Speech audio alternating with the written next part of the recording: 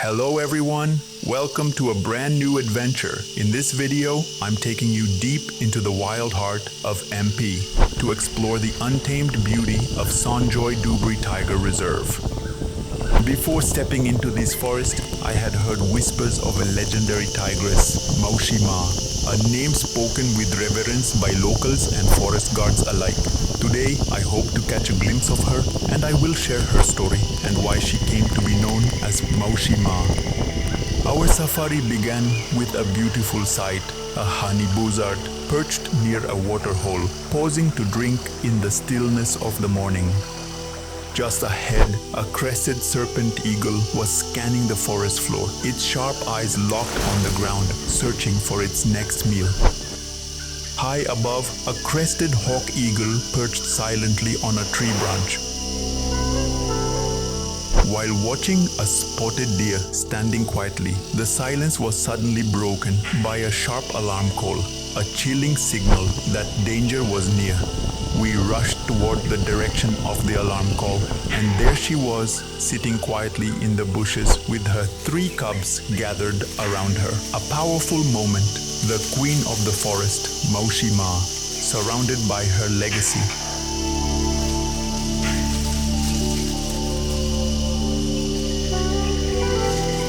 One of the cubs suddenly got up and began playfully nudging its mother, a tender moment in the wild as the fierce predator turned into a gentle mother.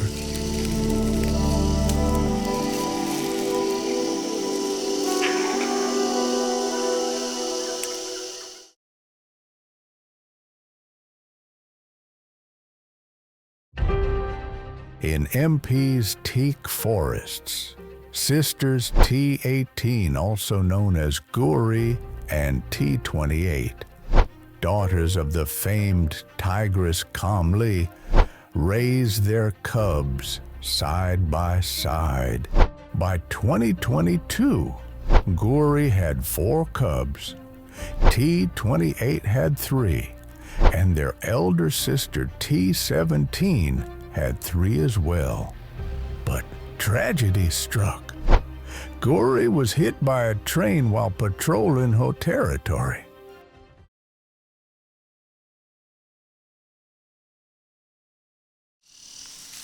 The cubs continued to play with their mother, tumbling and nuzzling in the undergrowth, probably unaware of our presence.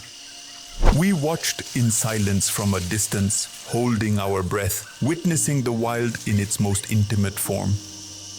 In that golden light of the forest floor, time seemed to slow down. The bond between mother and cubs was not just heartwarming, it was sacred.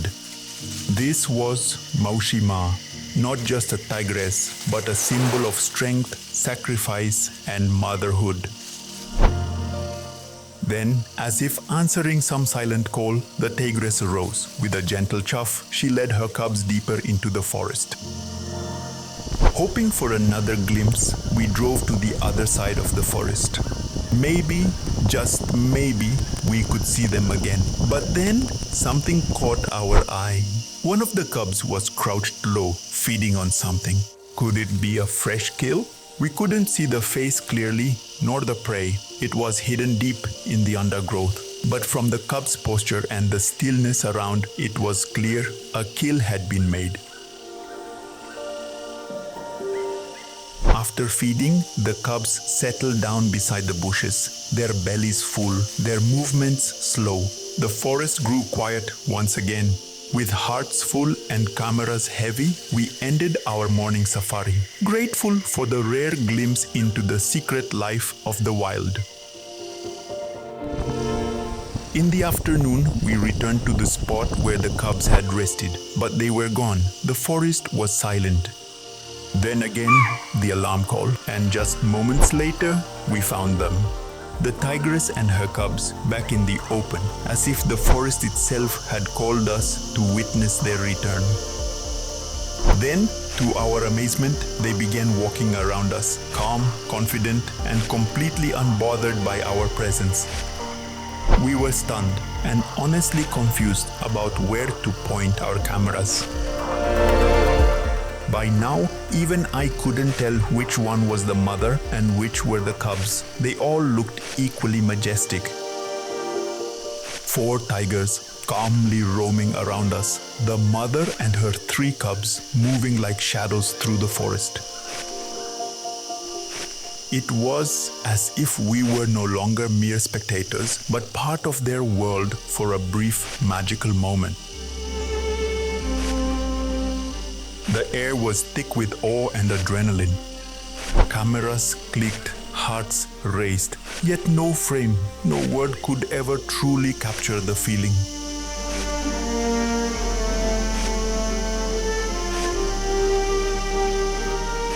Time seemed to pause. The forest, so often wild and unpredictable, offered us this rare moment of peace and connection.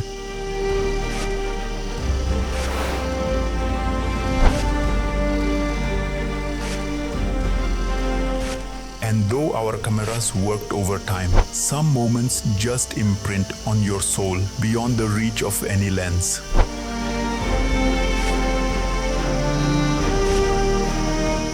It wasn't just a sighting, it was an experience, one that humbles you, silences you, and stays with you forever. After their graceful stroll around us, the mother and her cubs chose to rest right there in the open, lying down peacefully on the forest floor, completely at ease despite our presence.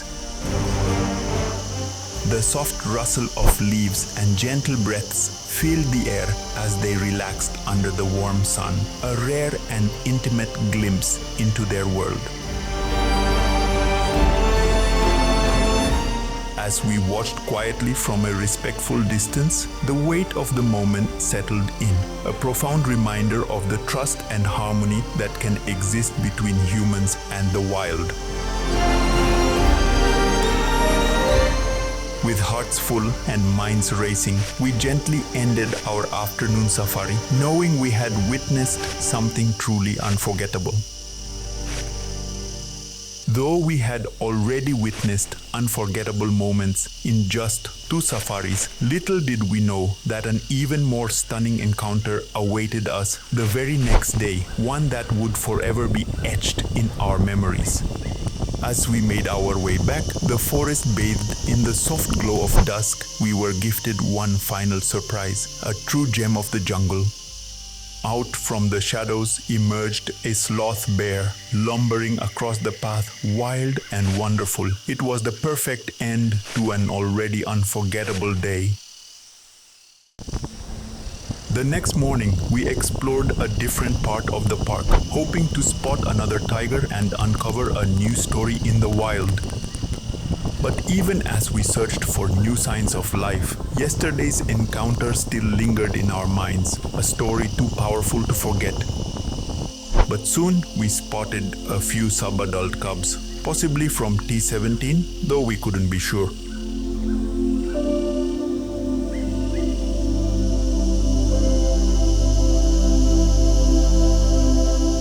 But before we move ahead, there's something left unfinished. The story of Mausi Maa, a tigress whose name echoes through Sanjay Dubri, not just for her presence, but for what she did. Let's go back and complete her story.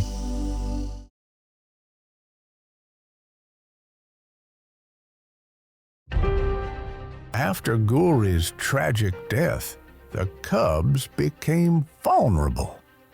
There is no one to feed them or take care of them. One day, one of the cubs was killed by a male tiger. Now, only 3 of them are left. Everyone thought they wouldn't survive. Then something magical happened.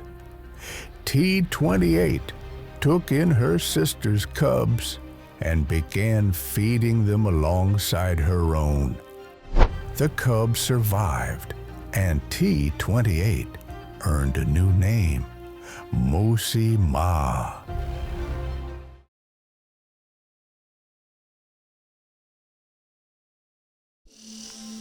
We continued observing the sub-adult cubs in another part of the jungle, unaware that something extraordinary was waiting just around the corner.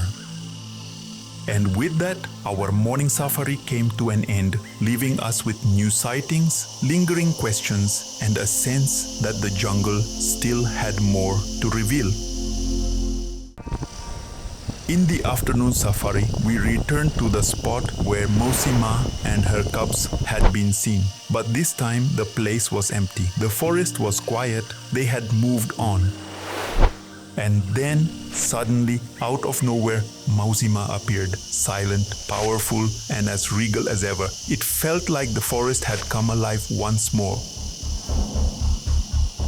She looked at us again and again, not with fear, but with a calm, piercing gaze, as if she remembered us, or was simply making sure we meant no harm.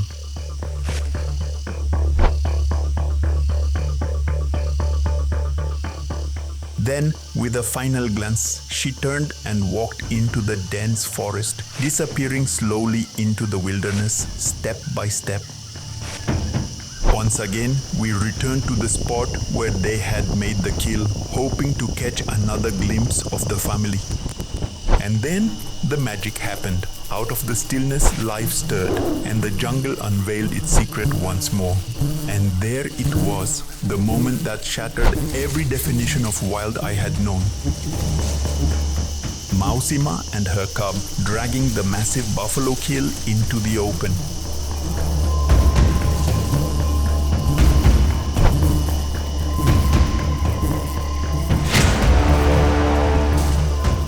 Their muscles rippling with each pull, their eyes sharp, focused, primal.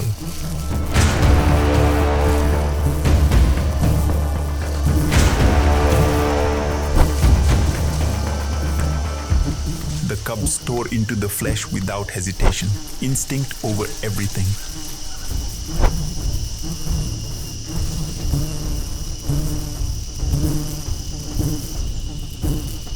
It wasn't violent. It was purposeful, raw, honest.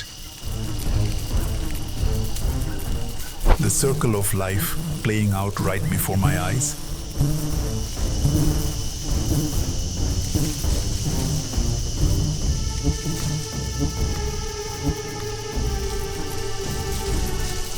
As I watched, frozen behind the camera, I felt something shift deep inside me. For a second, I forgot I was here to film. I just stood there, and then it hit me. I thought of all the hours I've spent in a chair facing a cold screen, saying things like, "Am I audible?" or "Can you see my screen?" Nodding on endless calls, surviving deadlines, and chasing targets that never touched the soul.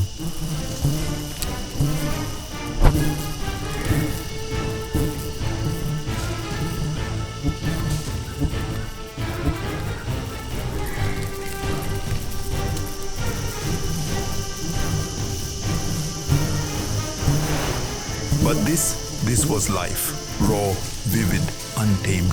The smell of the forest, the sound of flesh being torn, bones cracking under powerful jaws, and not a single notification pinging in my ears.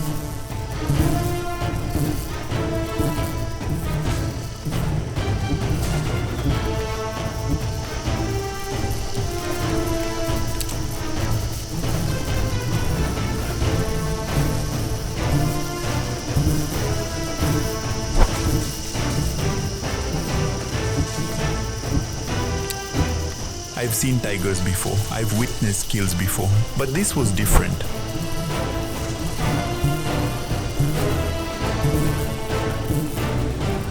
Mausi Maa herself was feeding now, her powerful jaws working with quiet determination. Yet there was no aggression, only purpose.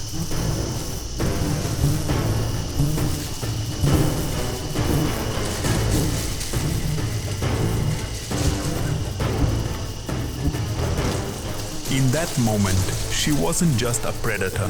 She was a mother, nourishing her family, a guardian of the wild.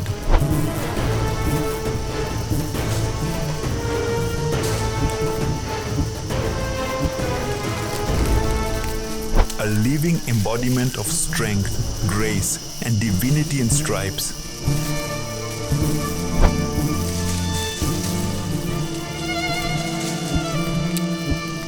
Each cub took turns, no fights, just hunger being answered, nature being obeyed.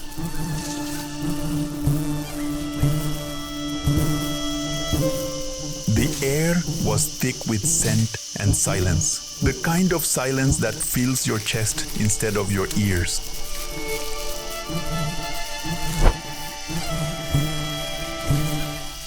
And somewhere in the middle of it all, I whispered to myself, this is what I was meant to do. This is where I'm supposed to be.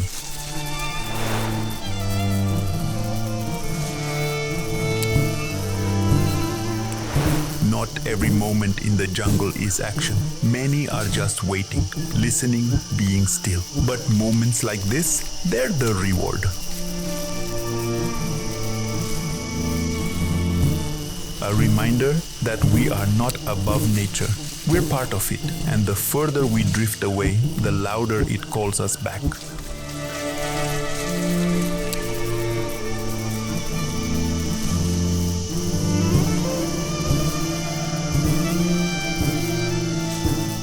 I don't know how long we stayed there. 20 minutes, 30 minutes. Time had no meaning.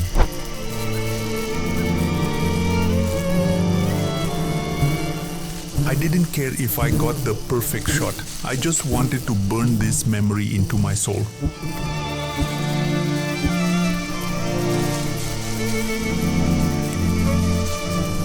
And I made a promise to myself, to the forest, to every wild soul still left in this world. I'll never let the screen steal this from me again.